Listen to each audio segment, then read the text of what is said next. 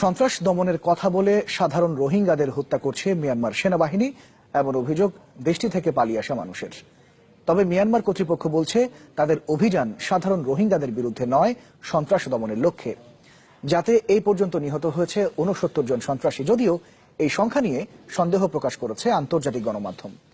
পরিস্থিতি বিবেচনায় সীমান্তের নিরাপত্তা জোরদার করেছে বাংলাদেশ।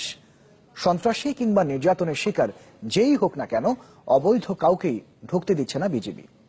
কক্সবাজার প্রতিনিধি নূপা আলমকে সাথে নিয়ে আরো জানাবেন জিএম মুস্তাফিজুল আলম।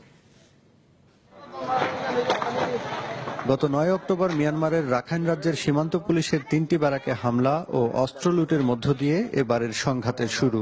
সামাজিক যোগাযোগ মাধ্যমে প্রকাশ করা ছবি বলছে, মিয়ানমারের কথিত রোহিঙ্গা বিচ্ছিন্নতাবাদী সংগঠন আল একিন এই হামলার দায় স্বীকার করেছে। আর ইয়ান বুঝি পাচ্ছি যে রোহিঙ্গা কমে দুনিয়ার তাম দরজা আরলা বনগিয়ই আর হোক আর তিলুয়া ফুরিবদে ইয়ান বুঝি ভারি ওরে আর ইবা ৯ তারিখা ইবা গভর্নমেন্টের খেলাফ মারামারি শুরু করছি। এ ঘটনার পরই রাখাইন রাজ্যে অভিযান শুরু করে মিয়ানমার সেনাবাহিনী। তাদের হিসেবে এখন পর্যন্ত ৬৯ জন সন্ত্রাসী, ৭ সেনা ও ১০ পুলিশ সদস্য নিহত হয়েছেন। কিন্তু আন্তর্জাতিক গণমাধ্যম বলছে প্রকৃত সত্য আড়াল করছে মিয়ানমার। আর ভিডিও ফুটেজ বলছে গ্রামের পর গ্রাম জ্বালিয়ে দেয়া হয়েছে, নির্বিচার গুলি চলেছে সাধারণ রোহিঙ্গাদের উপর। গুলি ছোড়া হয়েছে হেলিকপ্টার থেকেও। প্রাণ ভয়ে ভিটে ছাড়া শত শত মানুষ। প্রাণ বাঁচাতে বাংলাদেশে পালিয়ে এসেছেন ২ ভাই সেলিম ও শাকের।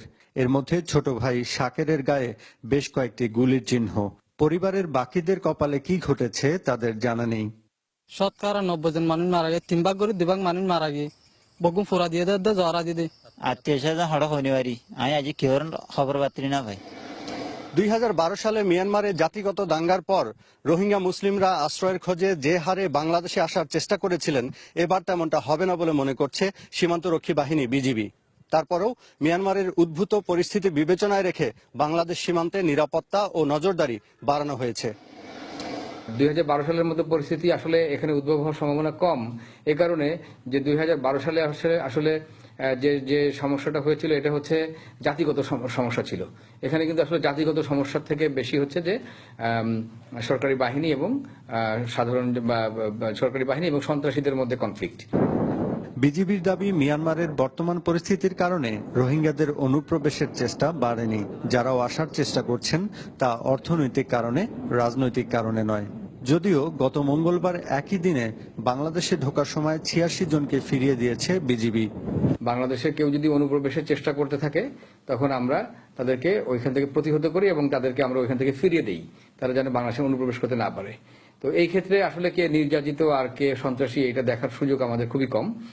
ওপারে সেনা অভিযান শুরুর পর থেকেই বৈধভাবে বাংলাদেশে আসার ১ ও ৩ দিনের পাস বন্ধ করে দিয়েছে Myanmar. GM Mustafizul Alam, channel 24, Teknaf, Cox's Bazar.